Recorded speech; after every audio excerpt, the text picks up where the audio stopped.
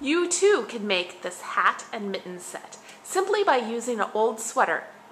So come with me and I'll show you the DIY way to make awesome holiday gifts for the 12 days of Christmas. So these are the things that you're going to need to make your sweater, hat, and glove set. You'll need an old sweater. I actually chose this sweater because it is actually unraveling down at the bottom, and that's going to be fine because my child's head isn't that big. So usually choose a sweater that actually fits the person that you're going to be, who's going to actually be wearing the gloves and the hat. Here's a tape measure, and that's what I use to measure the actual circumference of the head, as well as from the forehead and then also to the base of the head, to get a good sense of size. Using chalk to lay out the measurements, and I'll also be using scissors, and then I'll also be using just an easy standard sewing machine with some thread. Now the next step of the project is simply to take the measurements. I roughly drew them out here. I don't know if you could see it. I measured the width of her hands, and then also the width of the hand itself, and then I added extra 2 inches for just the place that goes around, the ribbing that goes around the wrist there. And then the circumference of her head is 21, and then it's 6 inches from her forehead to the middle of, or the top of her head, and then 8 inches from the base of her neck to the top of her head. So just get rough measurements like that. Now it's time for us to rough in and draw in with chalk our pattern. So as I said, the circumference was 21, so we're going to take up half of that to get the size of the width of our hat. So 21, and then that would be roughly 10.5 inches. So I simply just place that here, and see how that's actually missing this unraveled piece. That's going to be perfect. We're going to be able to use this sweater again for a hat set, and it's going to be awesome. Before, it was just thrown away in the fix bin, and it's nice that we don't have to throw it away, so it's great. And then I'm going to take that measurement from the very tip of her head. It was actually 8 inches to the base of her neck, but it's going to stretch a little bit.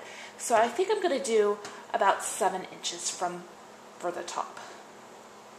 Now that looks awfully wide to me, and I'm thinking, since this is a stretchable material, that I'm probably going to take maybe 2 or 3 inches. Let's see. Yeah, I'm going to take 3 inches off. And that's just because, as you can see, this fabric's really stretchable.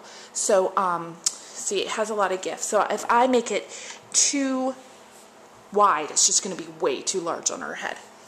So then I simply just make a nice little arc like this. Over here it's actually sewed on this side, so we're not going to have to sew that.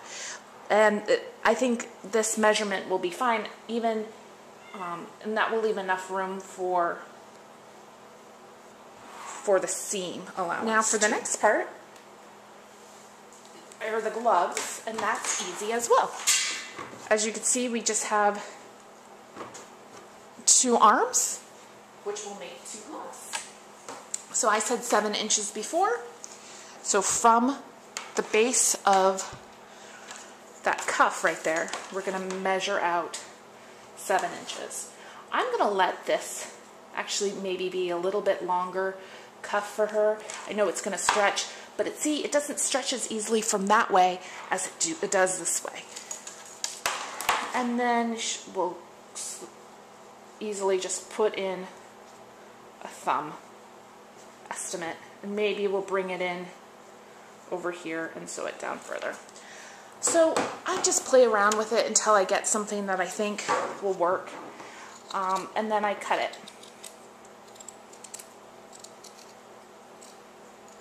Make sure you get some good scissors. These are not scissors you're going to want to use for anything else, and guard your scissors because husbands love to take off with them. Children love to take off with them. My husband's a deer. He would not take off with them. But my children would. So see how I'm just cutting? That's going to be her thumb area. Ooh, sorry. I'll put it on the camera. And then that's going to go back to her wrist there. So it's looking kind of like a mitten.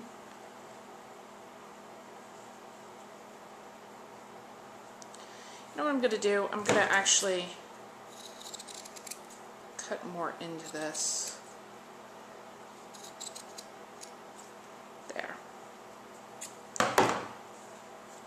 That's her little thumb. Okay, next for the hat.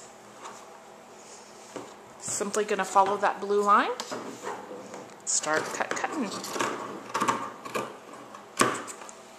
Easy peasy. I just cut it.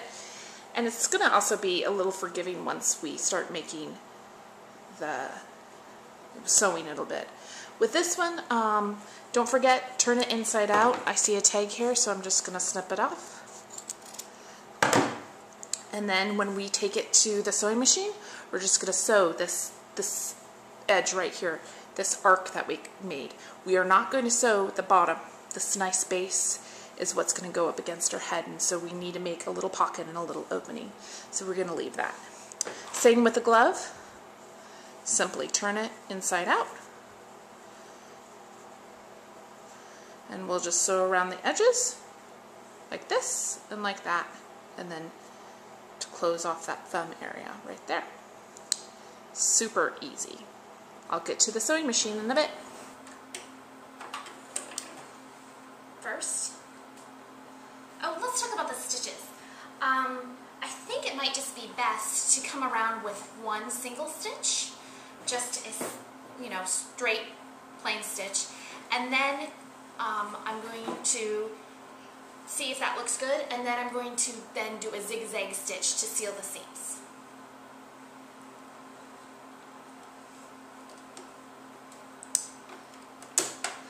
My mom always teased me, you have to hold your mouth just in the right way when you're concentrating, so excuse me if I look like a goofball with my mouth open. So it's on the single stitch, and I'm going to start out by going forward and then backwards, forward again, and that just secures that stitch. Sometimes the edges will want to get stuck up in your foot, so just take it out and then push the foot down again. Yep, keeps doing it. Also, I wanted to make a note.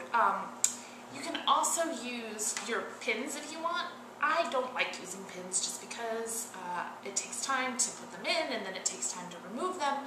So I just don't use them, but feel free to use them if you feel more comfortable doing so.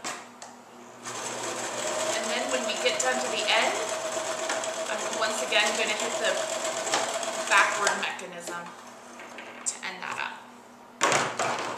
And then simply just cut off the thread. So this is looking pretty cute. See that? Pretty darn cute. So once again, I'm just going to sew again, but this time I'm going to use a zigzag stitch. So I'm going to adjust my needle, and I'm going to put it on number 3, which is a zigzag stitch on my machine. So starting at the end, I'm just going to zigzag that puppy, making sure to go forward, hit reverse, and then go forward again. I'm going to make sure that that zigzag is a really big zigzag. Okay, so just cut that off. Oh, it's looking frilly on top. Cut the base, turn it around. Okay, the next thing you do is take your mittens. Make sure that they're turned wrong side out. And then get your sewing machine ready. We're going to do the same thing we did last time, just a simple straight stitch. And then we're going to come back and do a zigzag to seal it.